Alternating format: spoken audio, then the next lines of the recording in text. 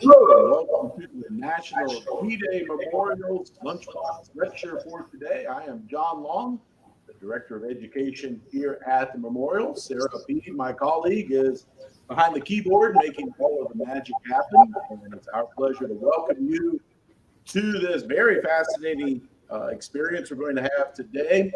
But before we get to that, let me let you in on upcoming programs.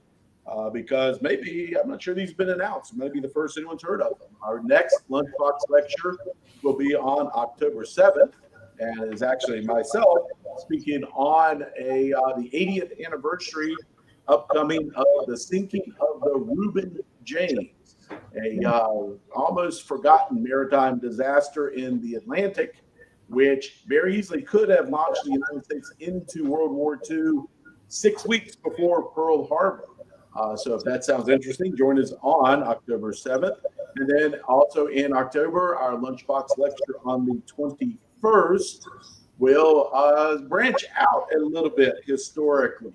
Here at the National D-Day Memorial, we talk quite a bit about the 29th Division in World War II, because, of course, they were one of the frontline divisions on D-Day itself.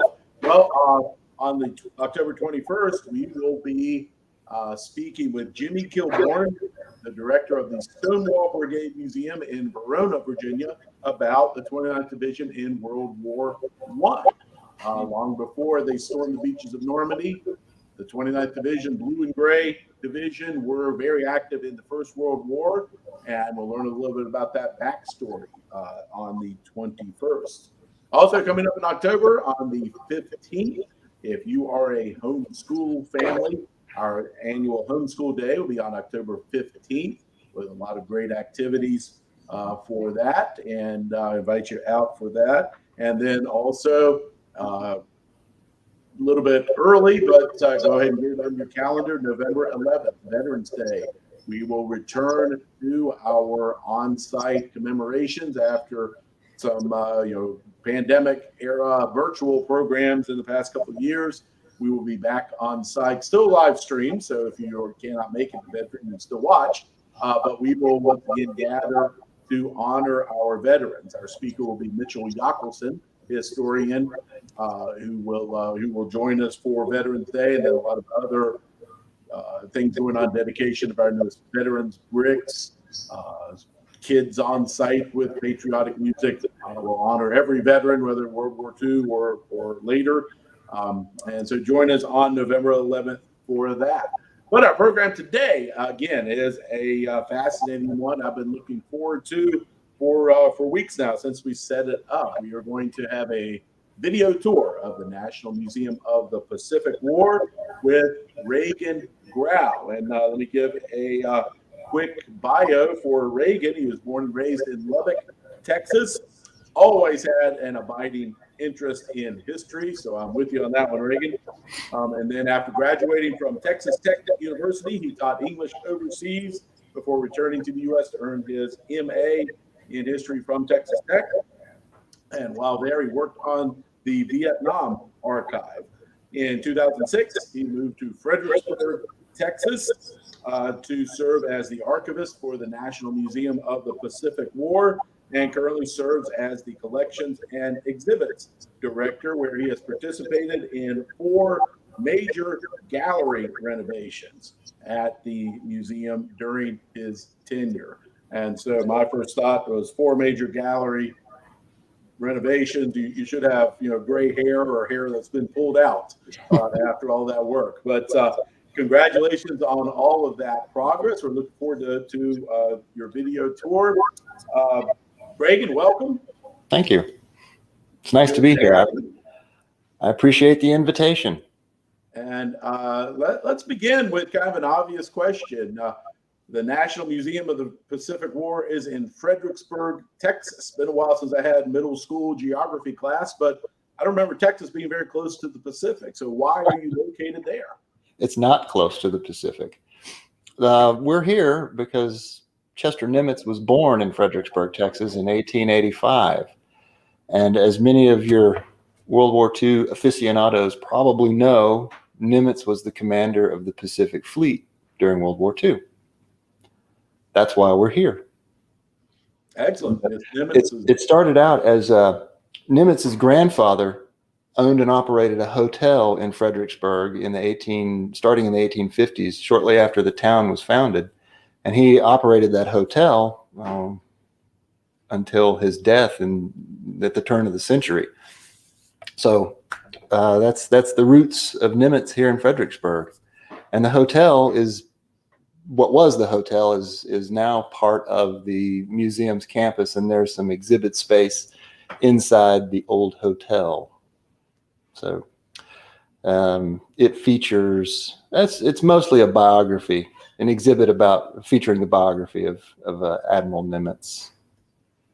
excellent. One of the towering figures of World War II history and really American history. It's one of those names that should be much better known by the average person. So I appreciate the work that you do there, not only to raise awareness of Nimitz himself, but of all of the Pacific War. We, of course, deal primarily with the European theater, the National D-Day Memorial. So it's good to know that the other half of the war is also getting due attention because how crucial was this to just shaping our lives today. So excellent. Well, what we have today, Reagan, is a video that you put together, video tour. And so we are going to disappear for a little bit, and Sarah's going to pull up your video. And let me encourage you, if you're watching, if you have some questions or comments as we proceed, type them into the chat feature, comment feature, whatever venue you're using, and we will get those and ask them at the end. So we're going to now show the video and then be back with you in a little while, Reagan. All right, we'll see you soon. Great.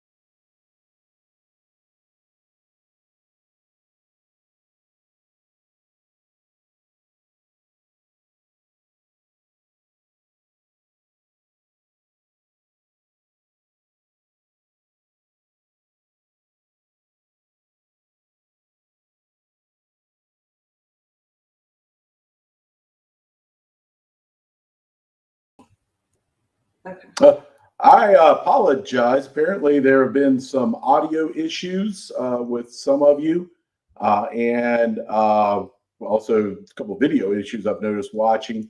And I have no explanation, not being the tech guru here, except our internet was knocked out by a lightning strike a few weeks ago in this building, and maybe it's not completely repaired. I don't know, but Sarah's going to play with a couple of things, see if we can get it working. But meantime, Reagan, I apologize for that. We will certainly take the full video and post it separately on our Facebook and YouTube pages. So if you missed some of the audio, or you're watching this later on and it doesn't seem to be working, then look for the full video separately. But Reagan, I apologize for that. The gremlins of the internet, I guess. Let me ask a question with as far as we've gotten in the video while she sees if we can get it to cooperate.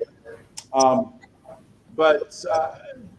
think it's fair to say the U.S. did not expect the attack on December 7th, 1941. Certainly, we're not all that prepared for the attack on the Philippines that happened about the same time. Why was that? Why was the U.S. so unprepared for this war that, in retrospect, we can see coming?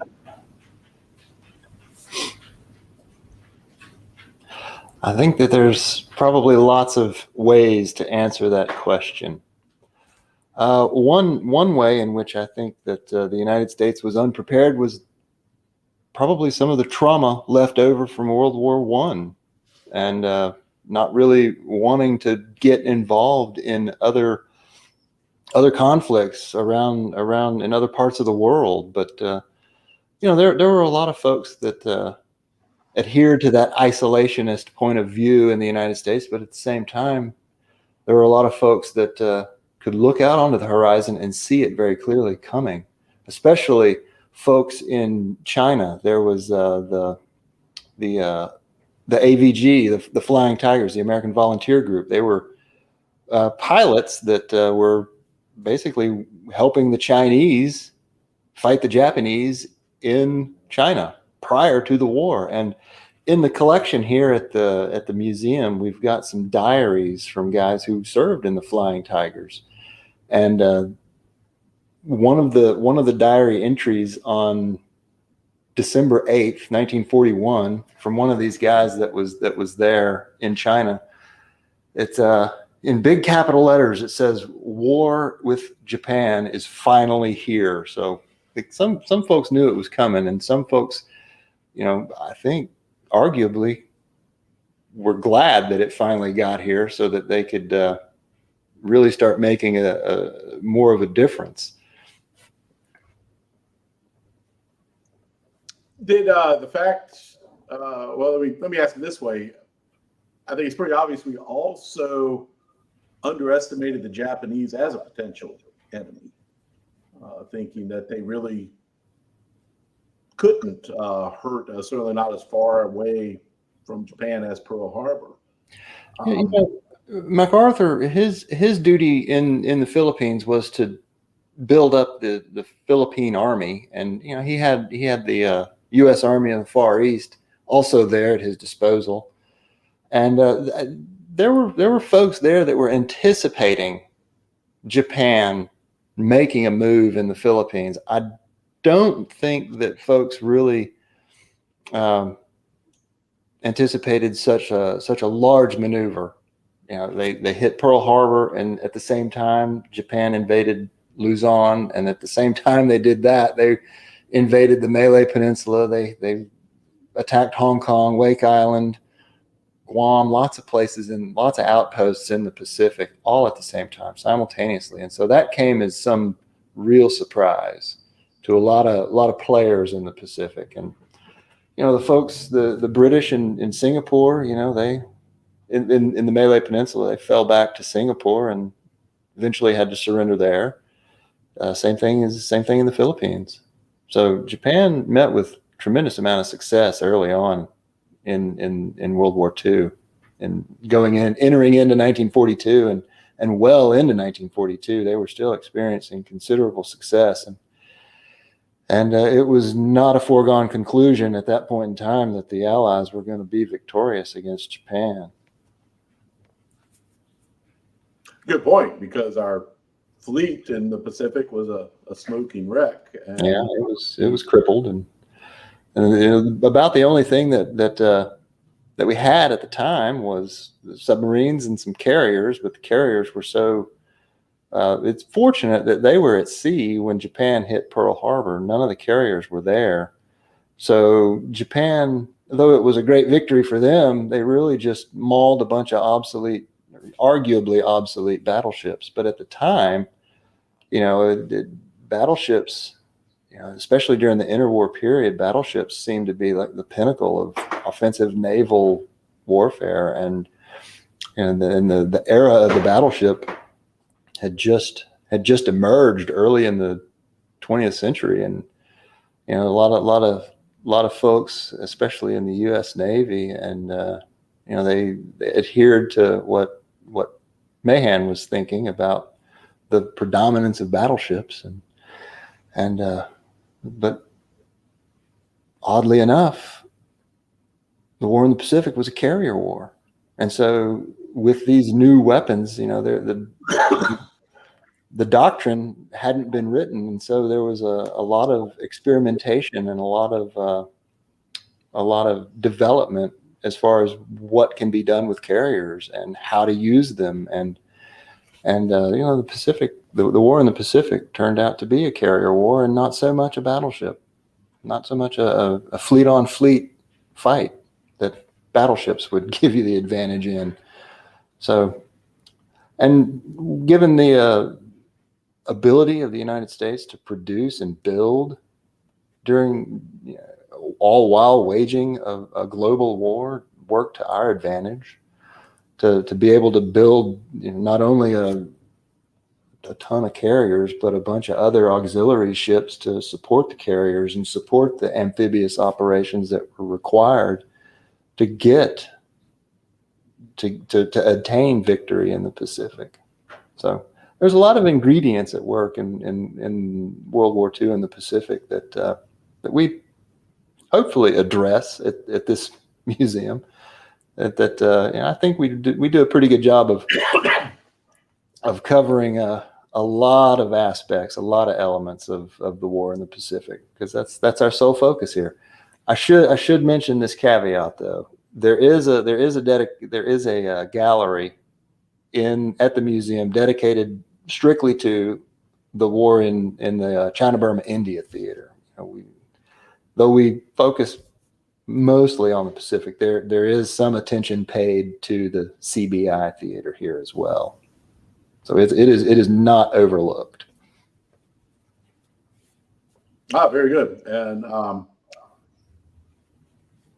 among the other challenges facing Nimitz and MacArthur in the Pacific is the fact that FDR and the Joint Chiefs had decided on a Europe first strategy, that defeating Nazi Germany was the higher priority and was going to get most of the bigger part of the resources.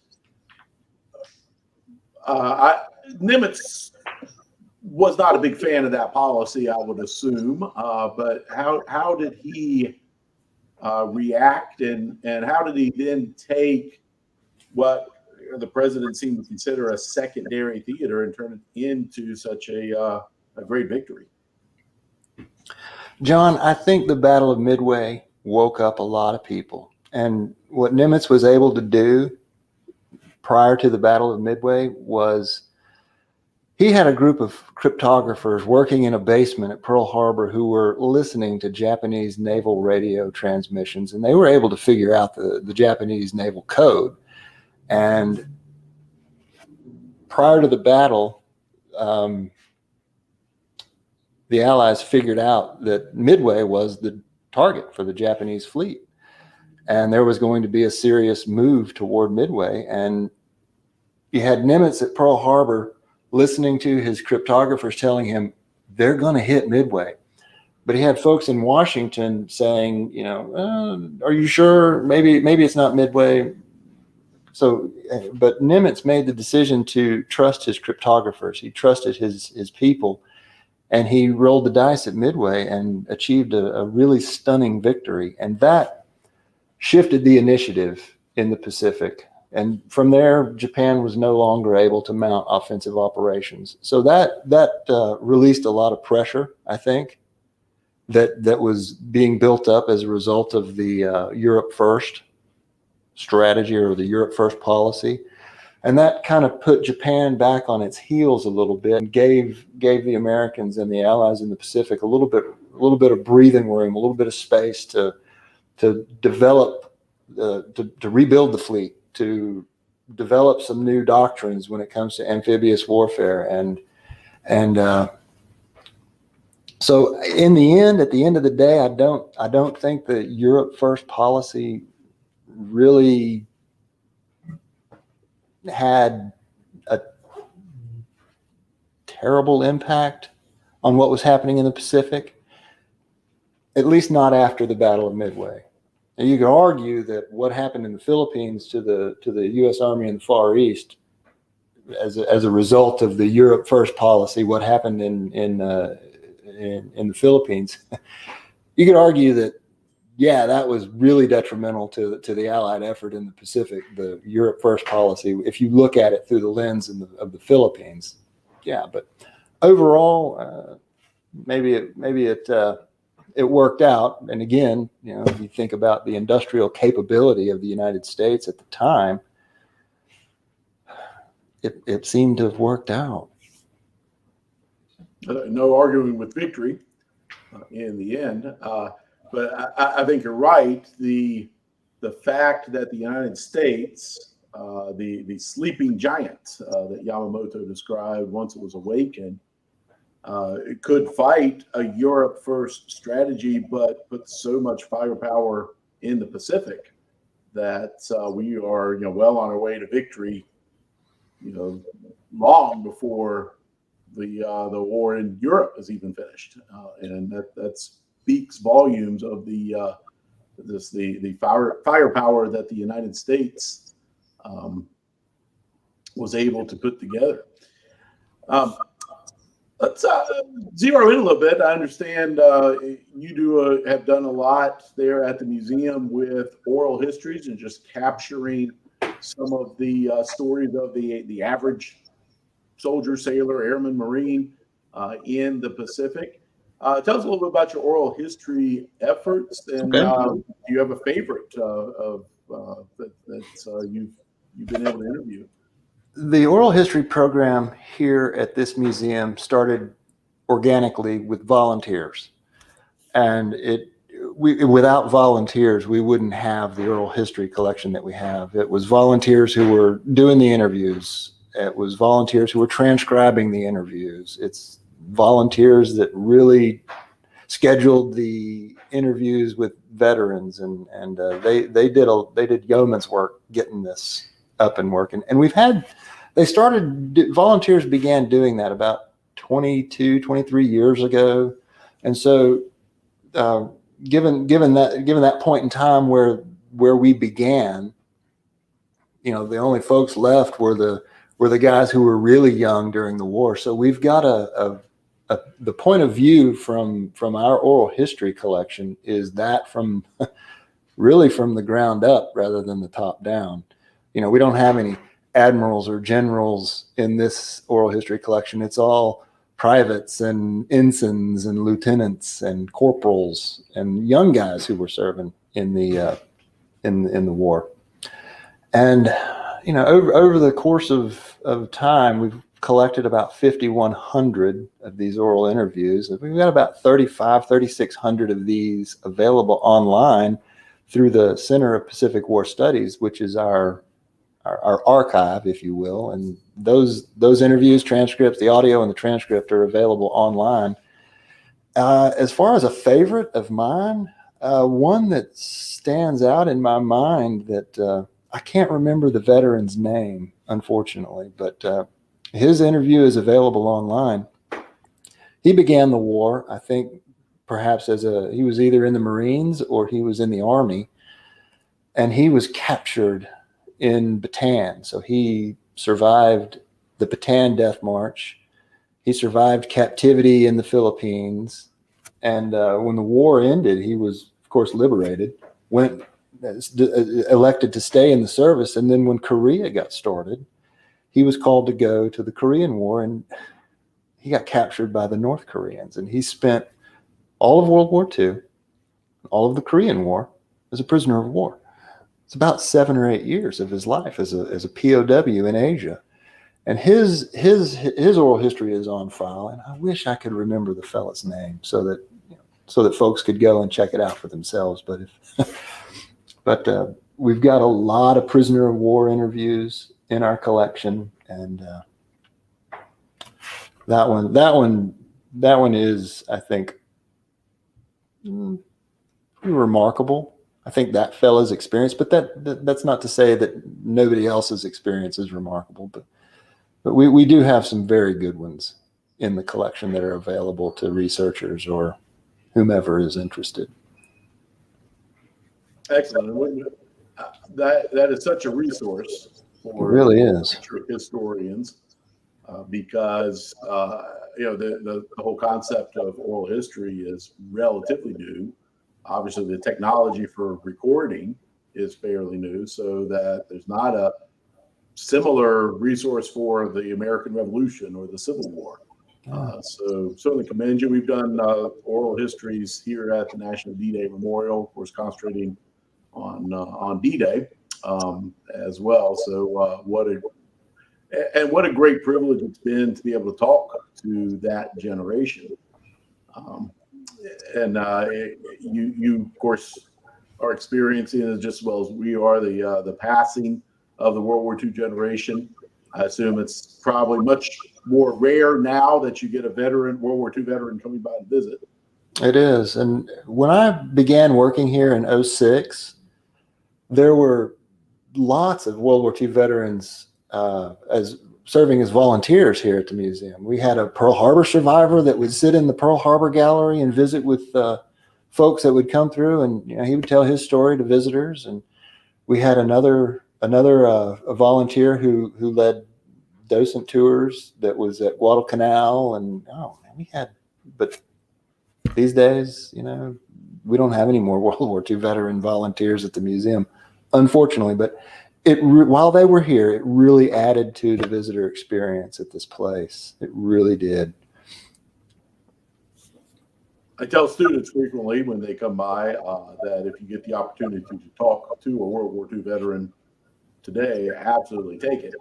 I tell that to anyone watching the video as well, that we are the last generation that'll be able to speak to that generation and help to record their stories. So yeah, it's just been a privilege for me working here to meet so many, and one of the sad realities, we said goodbye to so many, even just in the past couple of years. The screen behind you, you told me this, so I know the answer, but what is that extending up on the side of your screen there? Right there, yes. This.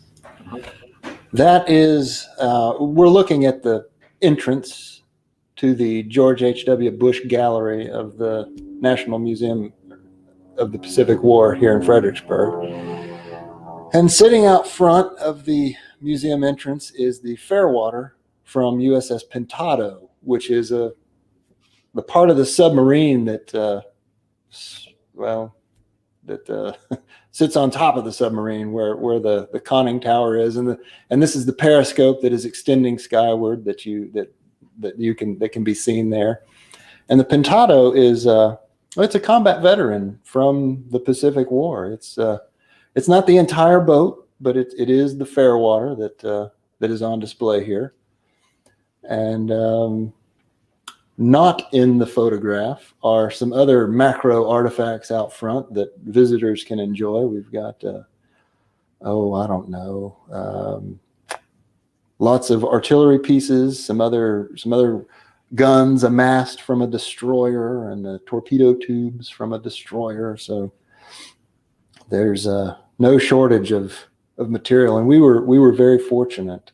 We have been very fortunate in our ability to acquire a lot of these objects early in the museum's history. And this is, and we've been at it for 50, 53, 54 years or so now. I think we officially incorporated in 1967. And one of the first director of the museum was a person that was well connected in the Park Service and knew Lyndon Johnson, who is from just down the road in Stonewall, Texas, and Johnson City is just down the road from here. He knew LBJ fairly well, and this director was able to acquire. He had connections in the Navy, and he was able to go to these Navy yards when a lot of these World War II ships were being decommissioned, and he was able to just pick and choose what he wanted. So we've got some really fantastic items that are they're on loan to us from the Navy, but I'm pretty sure the Navy's okay with us having them, because we've managed to build a building around some of these things, so they're not going anywhere. Excellent. Got a comment from Judith, who said she loves your museum and came all the way from the United Kingdom to see it in the past. So thank you for that, Judith. Yeah, well, we certainly appreciate that visit. And invite you to come by Bedford to the National D-Day Memorial as well while you're in the States. So,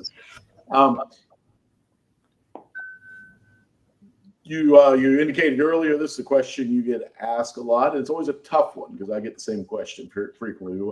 What is your favorite, most evocative artifact in the collection? That's a good question, and I am getting better at answering it, because when it was first posed to me, I just stumbled around and I couldn't figure out what my favorite item was, but I've narrowed it down. There is an item on display in the Bush Gallery here, and it's referred to as the Spain flag. Now, it's not a Spanish flag. It's not a flag of Spain. It's the donor's name was Paul Spain, so everybody around here just calls it the Spain flag. Now, he was in the Philippines at the beginning of the war, and when surrender was inevitable, he was ordered to burn the regimental colors. And so in following that order, he cut out all 48 stars from that flag before he burned it, so that it wouldn't fall into the hands of the Japanese. Now, of course, he went into captivity after that, but he retained those 48 fabric stars. And he distributed them among some of his other buddies, so that, maybe if some of them were discovered, others could survive. But he managed to hang on to these stars throughout his captivity, and he was even shipped from the Philippines to the home islands of Japan. And the stars went with him, and the buddies of his that he recruited to keep these stars.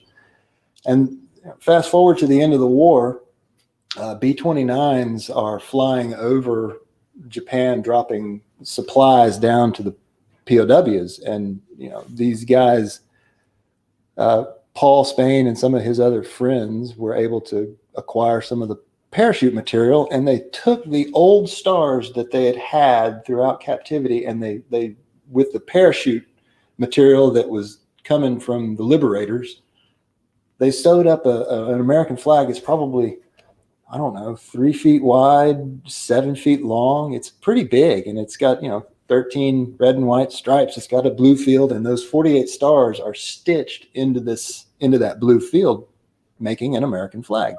And that was the flag that was flying over their POW camp when they were liberated. And that flag is on display here in the museum today. And you think about, had those POWs been found out that they were carrying those stars, it's not hard to imagine what the Japanese captors may have done to those guys had those stars been discovered. So that's one of my favorite items on display at this museum. And it's interpreted, the interpretation is a lot more condensed than that, but the story is, that's the story that folks who encounter that flag, that's the story they'll read and come away with. Excellent story. That is quite a treasure. And that's one of many items in this collection that has, that is as evocative as that one. There's so much more here too. Excellent. Well, let me ask you one final kind of overarching question. What should we learn from the Pacific War? I'm afraid that very often it gets overshadowed by the European War. Most people think of World War II and they think of fighting Nazi Germany, and the Pacific War often slides down the awareness scale to an extent. But there's obviously lessons here. What should we learn from the Pacific War?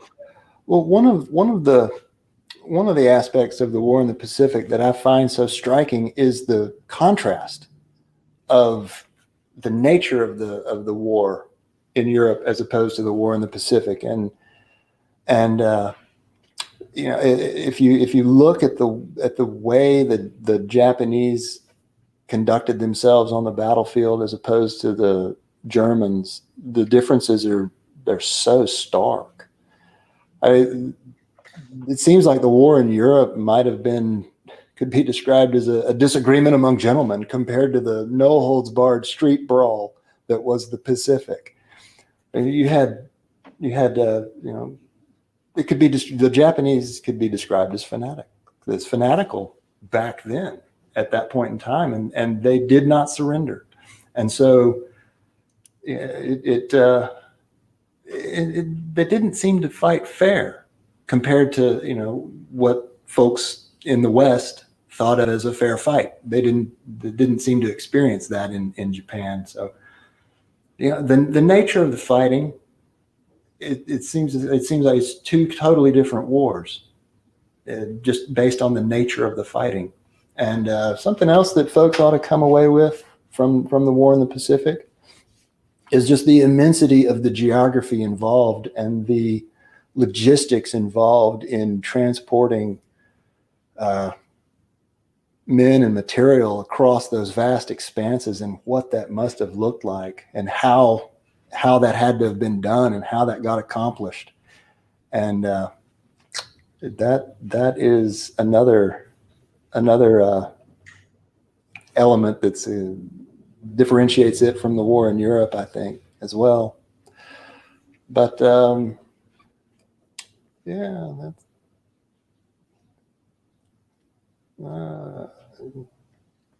those two things come to mind first when thinking of what to take away from the war in the Pacific. Very well. And that's another thing I've reminded students sometimes, looking at a map of the Pacific War, is that you're looking at half of the globe. And what we might have sort of offhandedly called island hopping was covering immense territory. It's not like wading from one island to another. It's hundreds and 1,000 miles between some of these island hops, and we often miss that in retrospect as well, I think. Well, Reagan, we want to thank you, and again, apologize to you and your staff and to all the viewers that the video started glitching for whatever reason. But we will have that available on our sites, Facebook and YouTube, for you to watch afterwards or pick up where you left off. Because I'm disappointed. I want to see the rest of it. And visiting your museum is on my bucket list someday. Good. So at some point, I would love to drive in the parking lot and see it in 3 dimensions. All right. Well, John, thank you for inviting me to participate in your Lunchbox lecture series. I appreciate it. Thank you. Appreciate it. And again, sorry that the technology doesn't always live up to the promise of the modern world. Although that's something they learned in World War II also. The technology didn't always work exactly like it was supposed to. But again, thank you very much. And to all of the viewers live now and watching it later on recorded, certainly encourage you to take the trip to Fredericksburg, Texas, and visit the museum as well. It's certainly an experience you will never forget. And Reagan, if you're ever in Virginia, please come by and visit with us. Sounds good. Thanks again, John. Thank you, and we hope to see you soon.